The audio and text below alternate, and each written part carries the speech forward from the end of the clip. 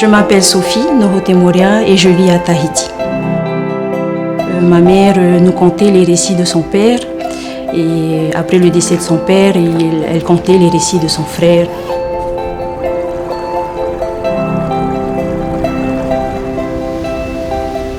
C'était une tradition. À chaque anniversaire, elle nous racontait les exploits sous-marins de notre grand-père Ato quand il allait pêcher des nacres en apnée et comment notre oncle Petero était entré dans l'histoire de toute la Polynésie en apprenant à greffer des perles noires. Depuis 10 ans, elle est atteinte de la maladie d'Alzheimer, donc du coup, elle ne nous raconte plus ses récits. Aujourd'hui, je souhaite avoir la vérité et ce qui est un peu de l'imaginaire de ma mère. Je sais que la perle noire de Tahiti est connue dans le monde entier. On la retrouve aux 4 coins de la planète, c'est une des vitrines de notre pays. Mais comment ce petit morceau de nacre a-t-il construit sa renommée? Quel rôle mon oncle a-t-il joué dans cette histoire, dans cette aventure qui a transformé l'économie de la Polynésie? Pour ça, j'ai besoin d'aller sur l'île où a grandi ma mère avec ses parents et ses frères et sœurs, qui est l'île de Manihi.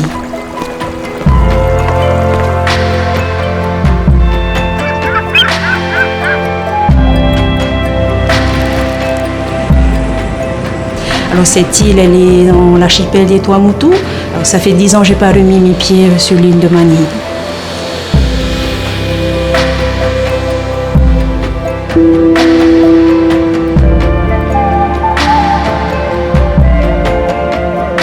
Je me souviens en fait justement de la maison familiale, puisqu'elle est au quai, c'est la première maison quand vous arrivez au quai du village de Manihi. Donc je me souviens des murs de cette maison, mais sans me renseigner sur ce que c'était réellement l'histoire de mon grand-père.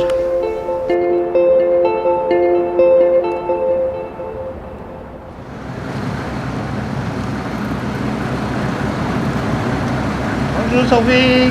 Bonjour.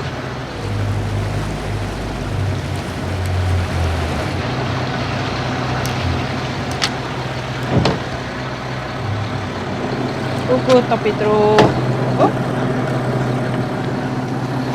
Bonjour Sophie. Ça fait longtemps, hein? Oui. Ça va? Oui, ça va. Ça va. Ça fait longtemps là, hein? Oui, ça fait longtemps. Ça fait 10 ans.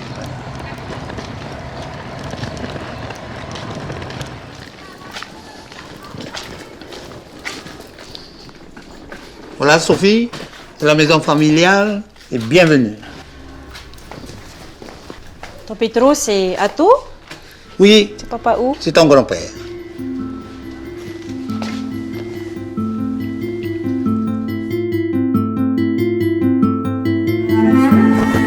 Ton papa, tu pana adorator Ato, whanau hio o nei ahe. Ton mama, te hina imihia hauata, whanau hia i tupu ai. Ko haere mai tō papa i o nei, mai te matahiti maaharu mamaha. Wa whahari mai ona nā te tae ai o tōna papa, i mahani nei no te rau i te puha. E rau i tu te tehe mo ohipa, rawa ai, e te tehe mo ohipa hopu te parau. Ia u i te ai, i te ai te hapa ora, e te ohipa hopu a parau, pi te matau hia hoa, e whaara hia hoa, e tupu te awari a parau no te hopu ai te parau i manihi nei, e haere mai te momutu ta atoa i manihi nei, no te hopu a i te parau. E te rā tu hipa tā rātou e rawere te re rata ua, i te ia wau i te hipa tātou papa i rawe e te hopu a parau. Te vera hoa te whia hopu o te tuamotu, te wetu ala tō tō motu ni amata ima. Me hopu tō tō te tōre ea te ama, hara mai nā teiti mā, wahare tō mai rato i o nei hopu ai te raratau. E me hopu a tō rato. Tō te motu tō amutu, te meira hoa para champion hopu, e tēnei nei parau. Tonton Petero, j'ai ramené de Tahiti quelques photos que j'ai trouvées dans l'album de Mamie Maro. Donc, est-ce que tu peux commenter ces photos? Alors, je reconnais Mémé Tehina et Papa Ouato. Celui-là, par exemple. C'est moi. Tu le connais? Oui. C'est qui? C'est Papa Ou. Papa Ouato. Papa Ouato. Donc, c'est la première fois que je vois ces photos-là. Ça, hein? Oui. C'est Papa Ou. Ça va, il a une belle coupe de cheveux. On a les mêmes cheveux, hein? Ouais. C'est pas Papa Ouato qui t'a appris? Mais la pêche à l'époque de Papa Ou, il n'y a pas comme ça. C'était comment la pêche à Papa Ou? Et t'as vu faire quand il le faisait? Oui, j'ai vu quand il a pêché, hein, mais j'ai jamais essayé comme lui. Il faut beaucoup de souffle pour aller au fond, comme eux, Papa Ou, hein, et d'autres vieux aussi à son époque, mais ils pêchent comme ça. Et il descendait jusqu'à combien de mètres? Il descend toujours à 10 mètres, hein.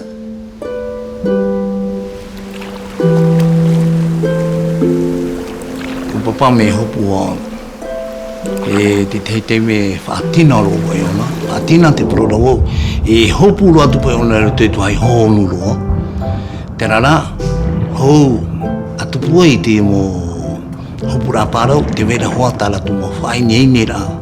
E tēro i te teime hamata te rato e tutuai te toto, na te rai whai te rato e, te tōra te mahaha, te mutu ra pai te waua.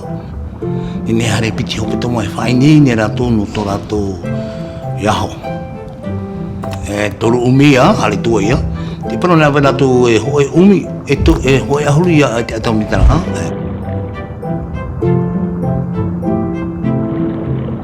I hopu nea o nei te mahana, te weira pai tera upea. Ta pānie wa ia, e me haa tarere no tera pānie rutu i timiti. I ne hare e piti e toru pānie i te mahana. Utai nahi e tera whai tō e toru pānie, i ne hare toru hanere pārau. Il s'agissait à l'époque de ramasser des nacres dans le lagon sauvages. Ces nacres étaient utilisés à l'époque par des artisans, par les plongeurs les vendaient à des artisans ou à toutes autres personnes soit qui les utilisaient, les gravaient, les sculptaient, soit qui les exportaient dès qu'ils étaient un peu importants, ils les exportaient pour en faire des boutons. Les boutons de nacre à l'époque étaient très très à la mode. A me papu ia parau, rotoi tōna rawira ai te uhipa, te imir ai te whauwha, i rotoi te hopura pārau, i te raratau, no te whati ala ai te hoe whare. Te hoe orara, ta aeno atu tomato orara. E roa te mau mea antoa no te orara. E mai te iho ai a te orara, e ti e nene e parau.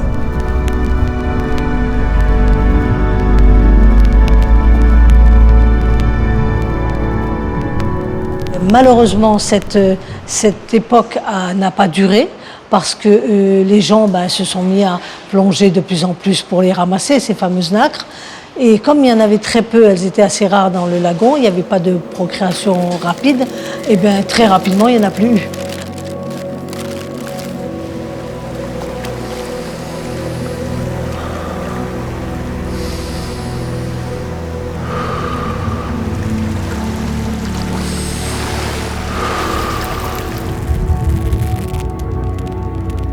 Tu sais, maman n'a jamais voulu me parler de l'accident de Papa Ato. Tu peux me raconter comment ça s'est passé? Nene o e whai te uhipai te tupura, ya? E pai mataiti tō te rea mataiti. Mataiti ono ahuru. Ro te tā whai tō pai mataiti, nene tātou parau e ai tō e tāle te hapaula. Te tai anua ro e muri te waha, hopono ai tō mato papa.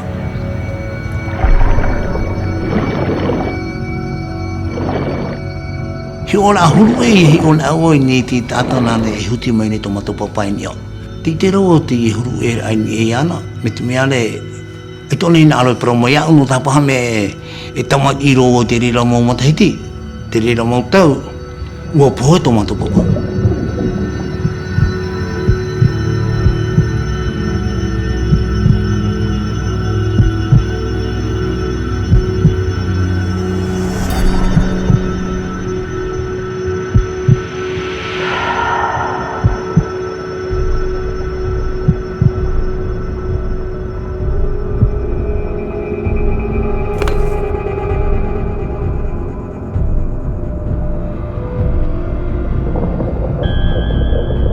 teri ra taime o te ona te ora ara tomato papa i roro. Te huti rai tomato papa me huti. Piti mea re te pua e hoka te tāna e huti nei. Pēra mai tu papa i nia. Wa ue ona. O tuo ue ona me te matau hia hoai te whea hopu te propai matau tara me pere pai te whea hopu. O te hamaha pai te au. Tomato papa wa himene tomato papa. Hai!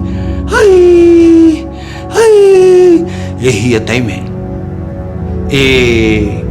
Wa tauahi ona e te ama o te waa. Wa whai ana tono po tarere mitara. Muri mai o whirirua o aita. Mi te mea na te harura tomato papa. Te awhara a tōna ora te hiare rapai. No te mea e pohe ona. Hani ai ti pate he mai naroro o pohe ona. Ma ua haturo mātoini e te tatahi, pai tatahi. Pia tura ona i te mo tata e harme pai torturu te amo rato mato papa i te hare wao. I te tau wao i hare. Te rai e te mo mea tau i te io. Elle est grande, hein, Mimi, hein, Tehina. Justement, elle s'est occupée de Papa Ouato quand il a eu son accident. Et comment elle s'en occupait alors? Tout le temps, hein? Dans l'eau chaude, donner le rao. Oui, c'est rao titi, hein? Oui.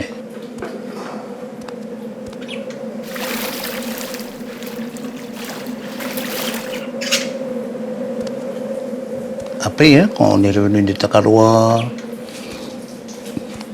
c'est pas ça. Là, il est méchant, toi.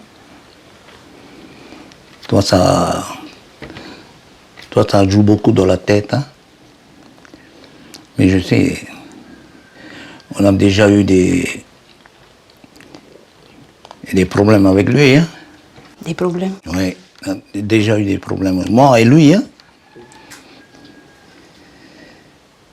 Voilà. Ai te hara wao. I ria mai tōna whaeala ai tōna hopu hau, i tēne he hopu wao. Uro hia pai ona tera mai, e tarawana hare no hia. No ria pero hia e tarawana. Teime a whaeai te opania i te hopura aparau, te mauloto atoa, te mamotu. No te rahi te tātai pohe tapatari.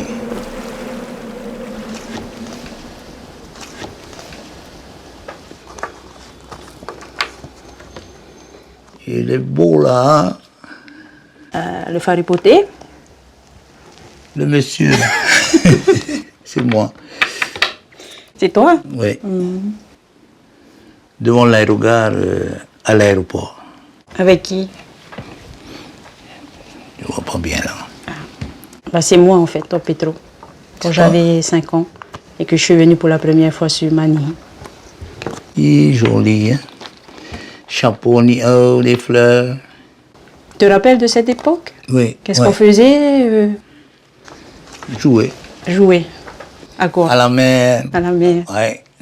Tout le temps se baigner à la mer. Tout le temps. Ouais. Whanau ahi mai wau. Ti unei huarau. E tu iter ai tālai tapona. Te rawero ho ala te pa puha, te ora atra, te ora ai te tua motu te matamo, e puha.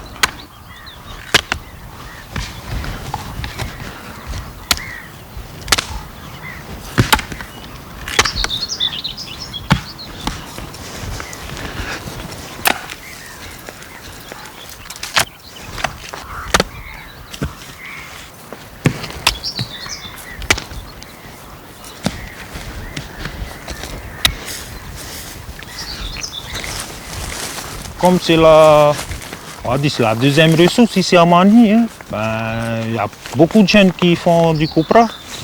Et voilà, c'est quand même un bon revenu aussi. Ça t'aide à acheter ce que tu as besoin pour manger, quoi. Je m'appelle Manuel j'habite à Arua. J'ai 30 ans. À Mani, je suis copraculteur. Et ça m'aide beaucoup, quoi, le copra, dans la vie de tous les jours, pour m'acheter ce que j'ai besoin, quoi, on va dire.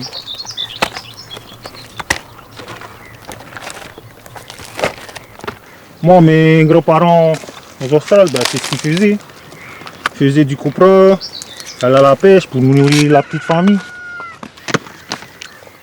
Avant, ils faisaient comme ça, nous on continue. Quand tu sais que ça rapporte de l'argent, c'est sûr que tu vas aller dessus. Après là, c'est que le début, c'est pas encore fini. Il faut attendre que ça sèche. Après, il faut venir vérifier si le tas ne tombe pas. Hein. Parce que s'il pleut, ben, le coco il change de qualité, il passe en deuxième qualité. Et tout copraculteur ne veut pas avoir de la deuxième qualité. Il veut toujours avoir de la bonne qualité.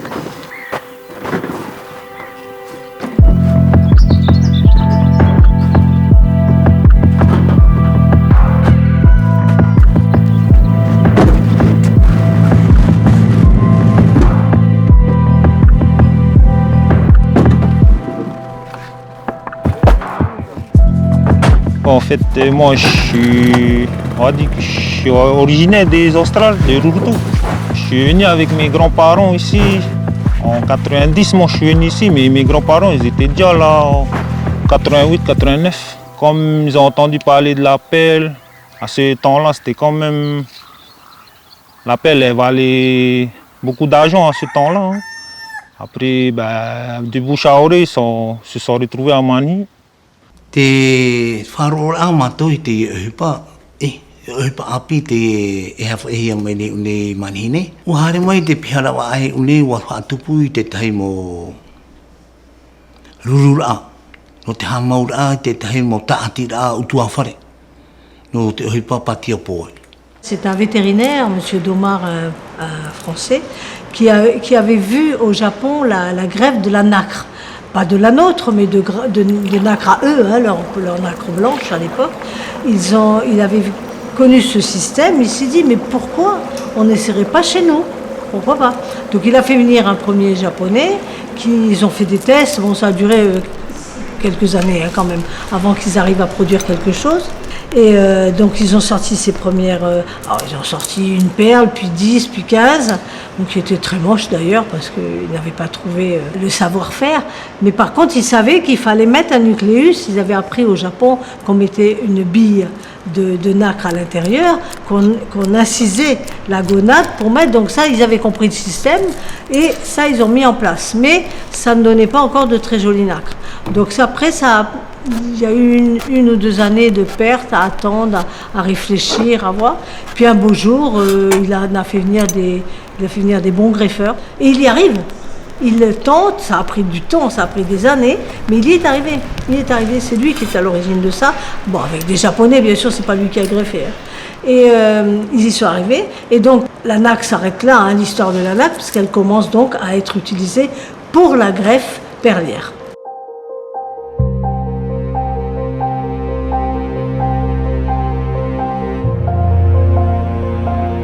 C'était bien Coco Chasse qui a lancé le Mani comme étant on va dire le fleuron de la périculture. Aujourd'hui, c'est plus ça, mais historiquement, c'est quand même ici que ça a démarré, on doit dire, d'une manière commerciale et le suivi mondial des perles qui ont été distribuées de par le monde grâce à cet endroit. Et là, on est vraiment à l'endroit, dans l'eau, c'était vraiment entre ici, cette patate, et la passe où ça s'est passé. Voilà. Et on était installé au village, ça a commencé en 67, mais on faisait que des mabés au début, on n'a pas fait des perles.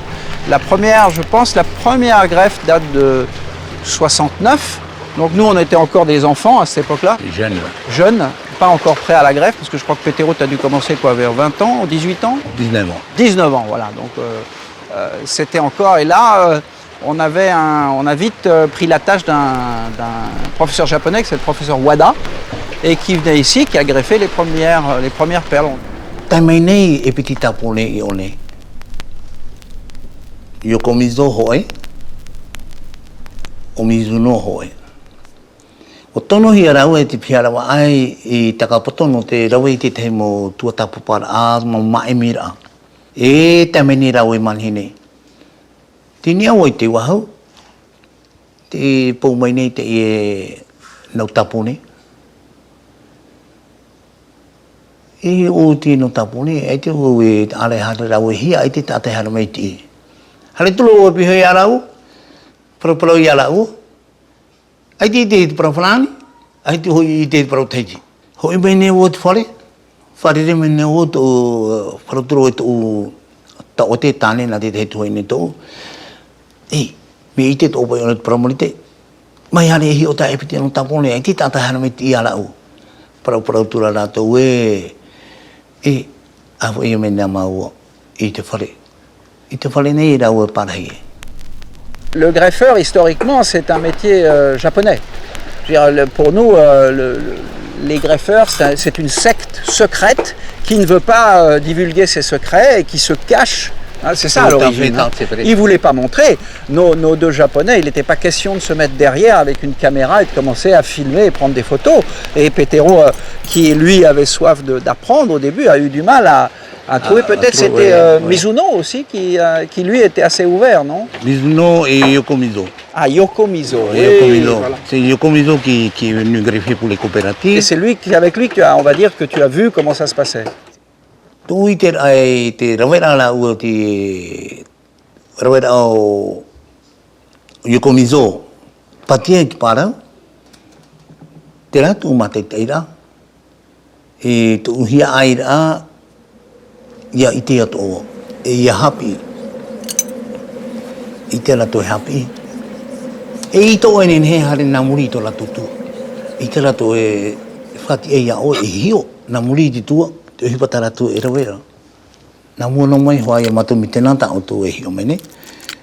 E rawe ratu i tā ratu ohipa, te hamani ai te maa. Ai te matu i tēra e iha te aura te ohipa tāna e rawe ne. Mi te rāri i te ohipa patira aparau mata matu i tēra.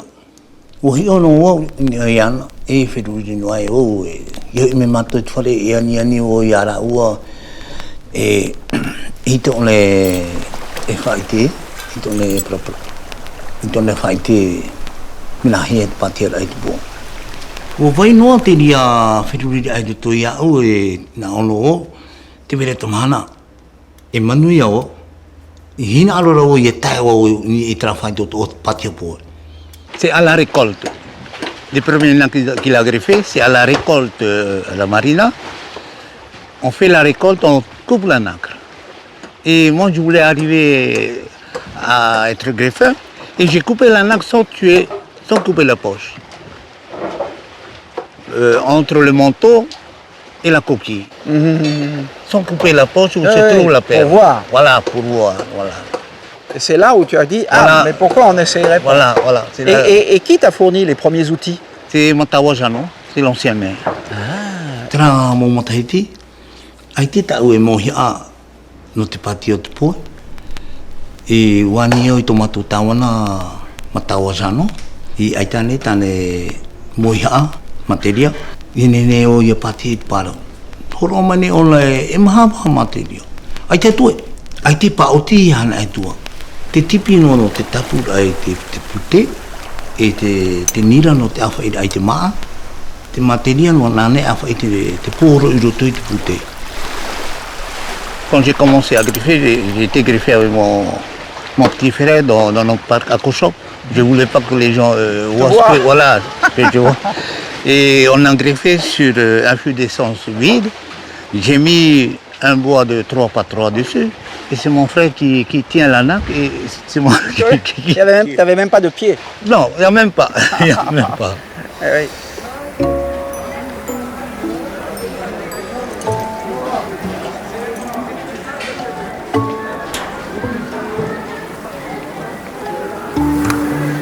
Ua wha ohi pa ato o te pata i ore.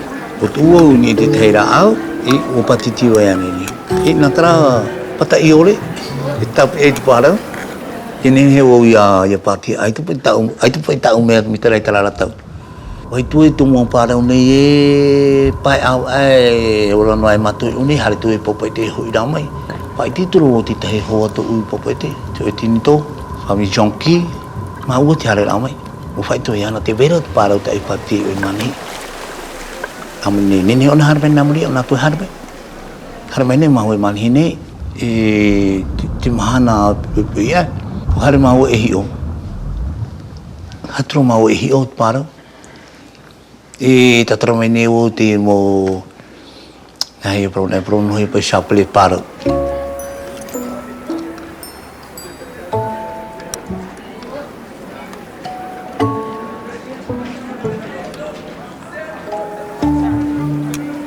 Dia apa? Itu pun menihero. Buat anak-anak lah.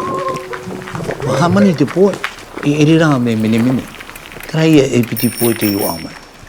Waktu mana terlalu itu haman itu pun tak ipati. Holo orang itu ide. Holo produk tak tinto. Han hau mai tahu mau tahia holo mai ne orang itu ide. Itu ada. Tout le monde a découvert un garçon qui s'appelait Pétero. Et il a fait ses premières perles, il a eu le tour de main rapidement et il a commencé à faire des belles perles. Donc Pétero s'est fait connaître et donc les gens ont commencé à l'utiliser. Les petites fermettes là, qui avaient récolté des nacres ont commencé à l'utiliser. Il se posait entre guillemets en patenté et puis il allait prestataire, il allait greffer un peu partout. Mau antara tevira tara tu mau parau. Wahar pera tu huput parau, ho itu mau kooperatif. Ibu tapi amira ratu te taina ratu, aro ratu tapi te Chico, patio. Akhirnya itu atau patio. Wanya ratu horomen apa patio.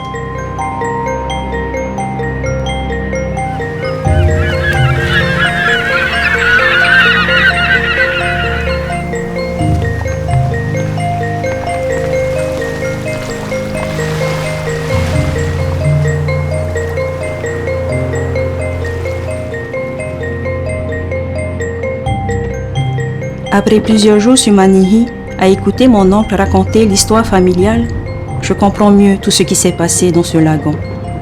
J'étais trop petite alors pour saisir l'importance de l'accident de mon grand-père et comment ces événements, parmi d'autres, ont mené à l'époque florissante de la perle de culture. Voilà Sophie, c'est SPM ça, hein? Société Perlière de Manihi. Appartient avec les deux frères Rosenthal. Ça a commencé en 68, les Mambé, hein? C'est après les pelles avec les Japonais. Un des professeurs Wada. Hein? Ça a commencé petit et après. Et maintenant c'est fermé en 2005, je ne sais plus, 2006. Hein? C'est fermé maintenant. Il n'y a plus alors de femmes pellières. Alors je me souviens qu'on passait souvent en bateau devant ce lagon et que je voyais les plongeurs amener les chapelets de nacre. Donc voilà, ils étaient nombreux. Hein. Ouais, et il y avait beaucoup de chapelets de nacre. Hein. Voilà. Ils produisaient beaucoup. Donc voilà, j'ai cette image-là. Ça a duré, je crois, à 30 ans, je ne sais pas. Non, depuis 68 et jusqu'à maintenant. Hein. 30, 40 ans, hein, voilà. Et j'ai travaillé aussi là, plus de 10 ans. Je connais bien SPM. Je me sens privilégiée d'avoir vécu cette époque. Aujourd'hui, je suis très, très heureuse de revenir sur Manihi. Très, très heureuse de voir les bâtisses devant lesquelles je passais en bateau. Voilà, je suis heureuse.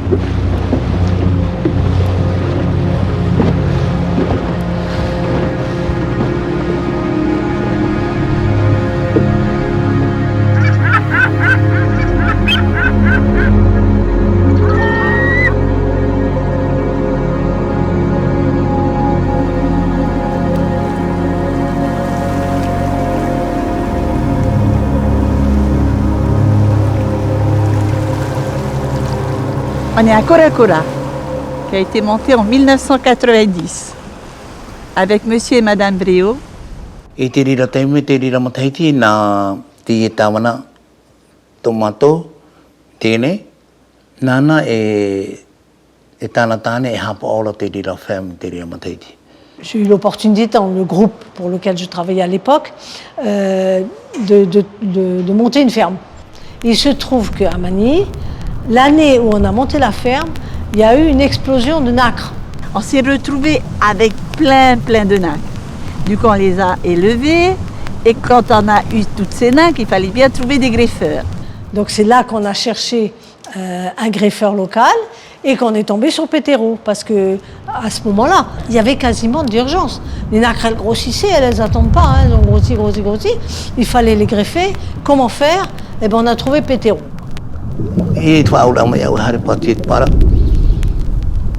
Et on a parti. Para. C'est lui un peu qui nous a montré que le Tahitien pouvait aussi s'asseoir derrière une chaise et faire des perles. Et ça nous a encouragés. Voilà, c'est pour ça Pétero, pour moi, ça reste le monsieur qu'on respecte, parce que c'est lui qui a parce qu'au début, on était là, on était les Japonais, comme ça, alors qu'on ne savait même pas qu'on pouvait prendre cette place-là. Et tu es parti et Walahiro, moi, tu parles à Breo, Walahiro, là, tu parles au parti, et Walahiro, là, tu as pas taponné parti. Donc, tu m'as dit, tu as On a eu la chance de pouvoir vendre nos perles assez rapidement, à des très bons prix à l'époque.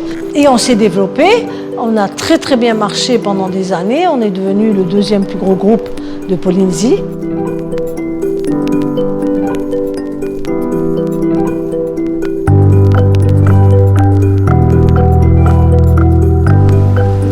Tout le bâtiment que vous voyez là, juste le bout là-bas, la ferme de greffe commençait de là-bas jusqu'ici. Et on avait 15 greffeurs japonais et 2 greffeurs locaux, dont mon mari, Francis Hawate. Et vous voyez la petite maison de l'autre côté, c'était là-bas qu'on travaillait avec Tila et Jean pour nettoyer et préparer les perles avant de les ramener sur Papeete. 15 greffeurs multipliés par 400 tous les jours, ça fait par an. Ils greffaient 8 mois par an. Ça fait une quantité de nacres dans le lagon qu'il fallait surveiller. Et là-bas, on avait notre radar. C'est immense, on allait jusque de l'autre côté. Hein. Nos lignes allaient carrément de l'autre côté. Donc avec ce radar, on voyait partout. On voyait dès qu'un bateau rentrait dans la concession, on savait qu'il y avait quelqu'un qui était dans la concession. À l'époque, les perles valaient cher aussi, c'est pour ça qu'il fallait surveiller. C'est beaucoup de souvenirs et de très beaux souvenirs. C'était parce que c'était une famille avec les employés. Ils étaient contents de venir. Je crois. Hein? C'était pas une ferme, c'était avec les employés et Tila et Jean, on était une famille.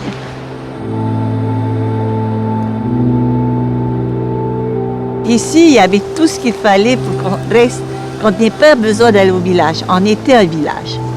Voilà. Ils commandaient, on faisait venir leur nourriture de Papeete. Donc on avait quelqu'un sur Tahiti pour faire les courses et chacun passait leur commande, tu vois. Donc ils n'avaient même pas besoin d'aller au village. C'était un village. On avait un bateau de 33 pieds et tous les matins ils arrivaient là pour démarrer à 7h30 et repartir à 4h. Vous avez combien d'employés? Ici? Ouais, 80, 100 employés, rien qu'ici. Centaines d'employés. Donc 40 qui venaient du village et le reste habitait là. Derrière. On avait les stocks de carburant là-bas derrière. On avait tous les engins là-bas à l'arrière. Je pense qu'il y a toujours le terrain de basket là de l'autre côté.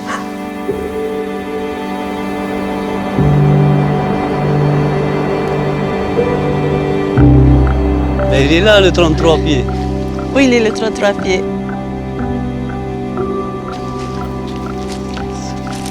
Servait à aller chercher les employés tous les matins et les ramener tous les soirs. Ici, on avait des personnes qui habitaient là-dedans et on avait des employés qui habitaient là, qui habitaient là, qui habitaient là-bas. C'était un peu réparti partout. Voilà.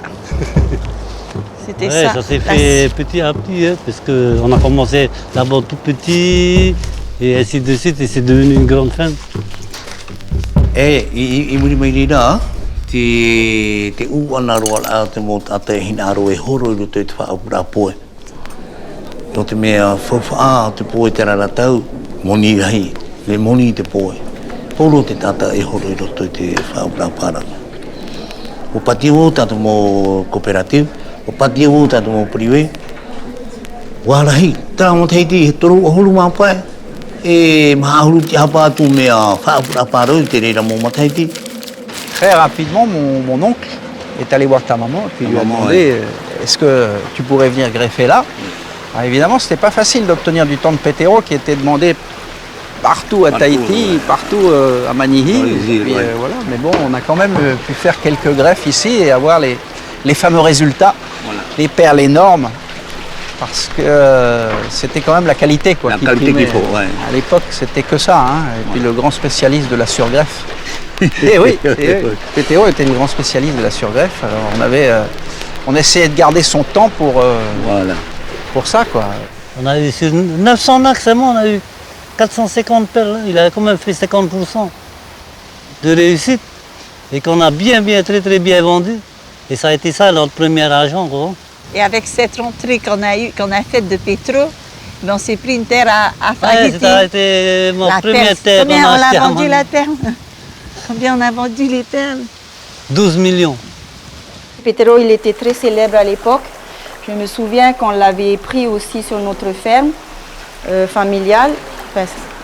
Et voilà, il faisait de bons résultats. Il était très coté, on va dire. Hein. Nous, on était des tout petits à l'époque. Des petits greffeurs, on va dire. Des débutants. Pétéro, c'était, on va dire, le maître, quoi, en Polynésie. Hein.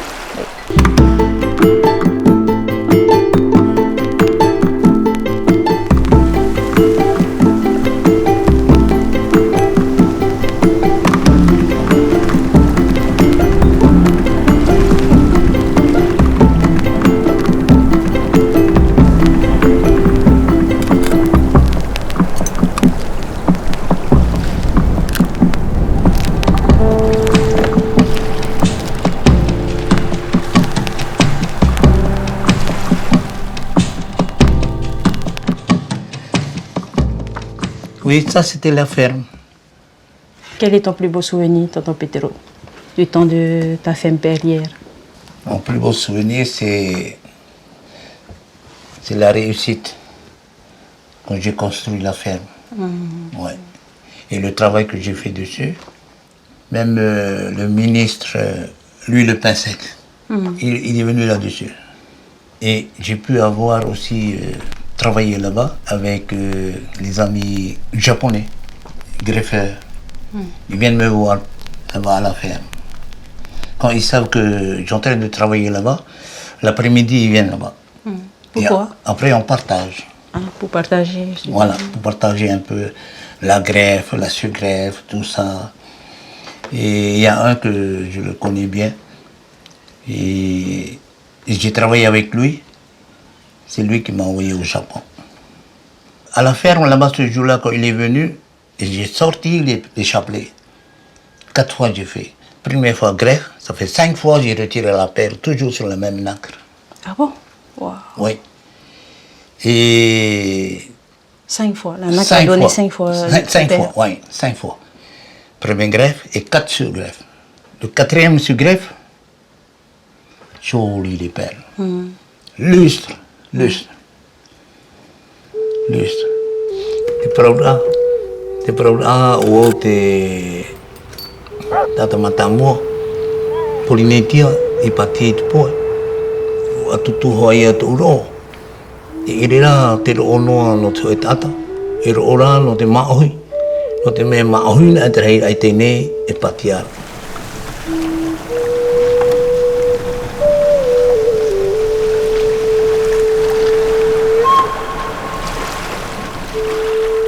Oi, oi Pedro. Yorana kara. Yorana Pedro. Oi. Mai te oi. Oi, mai te ro.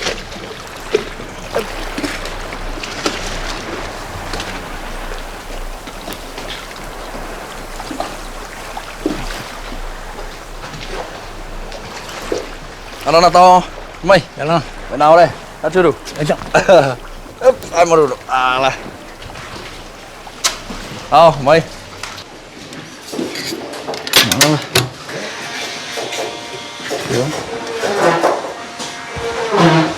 Tira ribet grefo, ribet udaro. Mai tay. Oh, tira.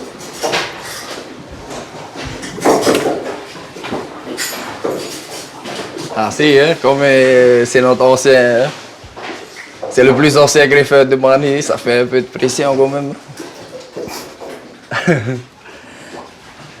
Te whia api, e harimene e wharere iau. Te hoa, kara, e te wera te tepu era, te whaapura apeong.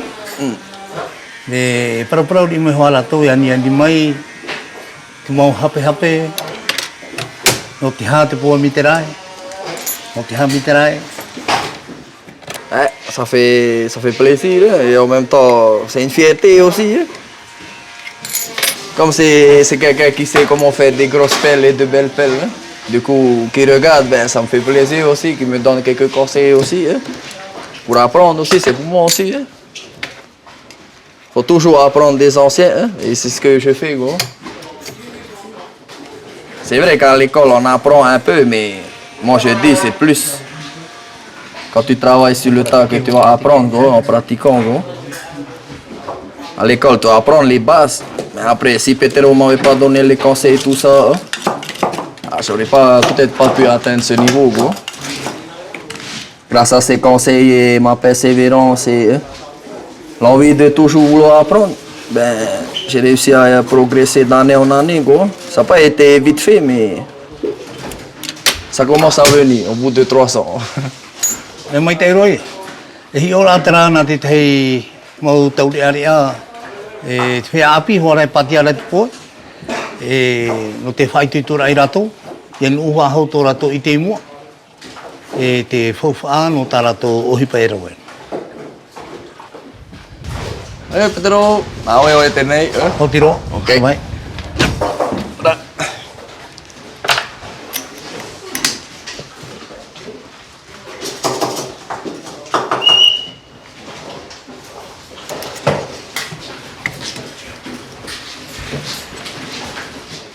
Te parau matamua, te matamua me parau hopu boi ia.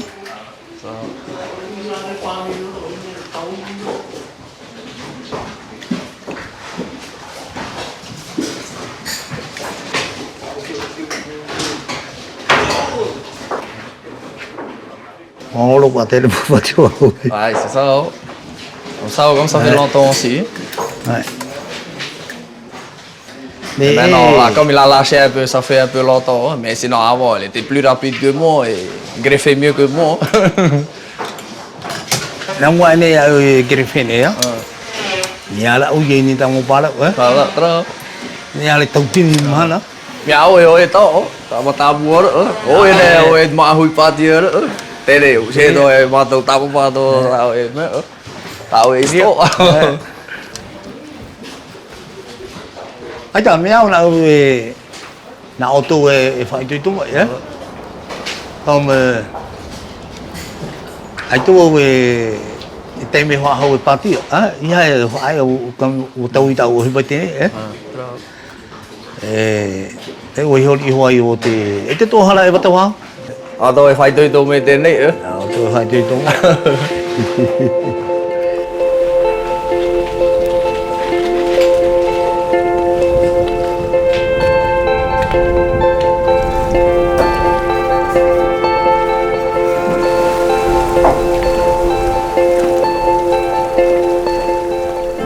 Le prix de la perle, la gloire de la perle, l'illusion qu'on avait créée, parce que c'est bien une illusion, la perle c'est quelque chose que l'on produit, mais qui arrive sur le cou de ces dames dans les plus belles capitales du monde, et elles sont persuadées d'avoir un joyau le plus beau du monde. Et ça faisait partie de l'illusion. On n'en a pas, il n'y a pas des milliers de greffeurs, il y en a quelques-uns, il y a le Sato, il y a Petero, il n'y en a pas beaucoup. Donc pour les avoir, eh bien, c'est la rareté et c'est la qualité. La production a beaucoup augmenté pour atteindre 9-10 tonnes à un moment donné 12 tonnes et les gens, pour vendre, bradaient. Même s'il y a des gens qui arrivent encore à tirer leur épingle du jeu, c'est un petit peu triste tout ça.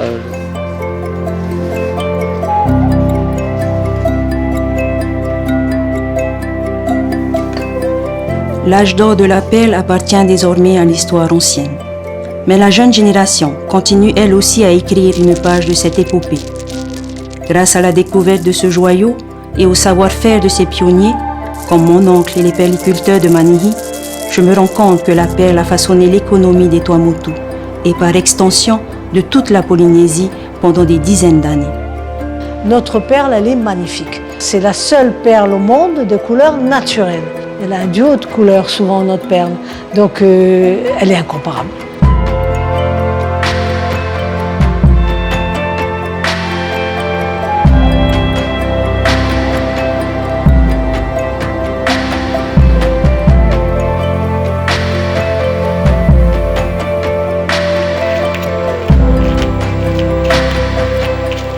Mon oncle Petero ne greffe plus depuis des années, mais il continue à jouer un rôle important dans la vie de la communauté. Et partout sur l'atoll, les perles et les nacres sont bien présentes, comme pour se rappeler aux habitants.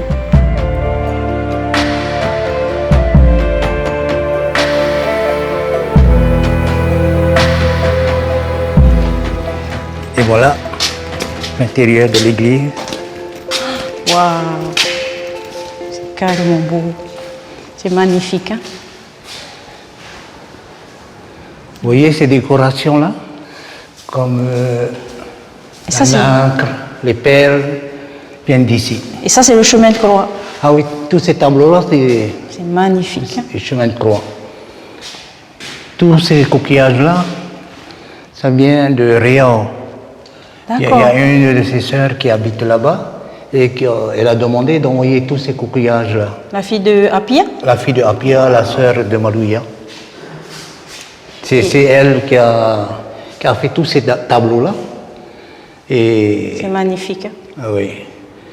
Quand elle a demandé à Père Nicolas, elle voudrait faire des tableaux, Père Nicolas a demandé, fais-moi un modèle d'abord, avant de mettre, je veux voir d'abord. Il y a quoi, 15 modèles, 12? Ah 12 oui, c'est pas les mêmes décorations. Hein?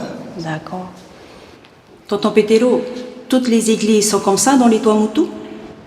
Je ne sais pas dans tous les Tuamotu, hein? Je pense pas. Je pense pas. Comme je n'ai pas visité tous les Tuamotu, mais il n'y a que Manihi, il n'y a que chez nous qui a tous ces tableaux-là. Ouais. Si tu deviens évêque, tu vas visiter tous les Tuamotu. On verra ça. Ouais. C'est magnifique. C'est beau, Tonton Petero, vraiment.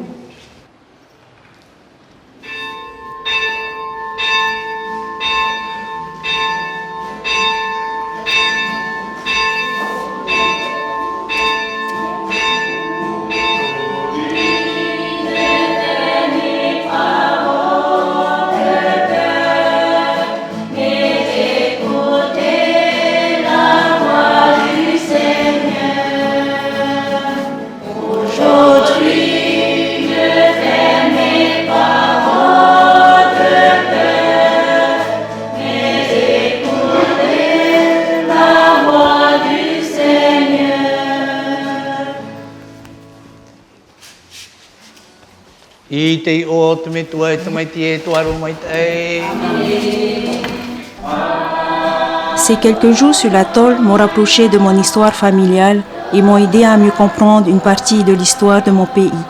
Je ne savais pas que mon oncle Petero et mon grand-père Ato avaient eu une part si importante dans l'épopée de la perle et de la nacre.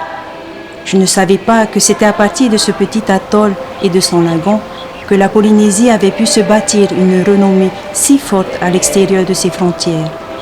Aujourd'hui, je peux rentrer à Tahiti et me souvenir à mon tour de leur histoire extraordinaire.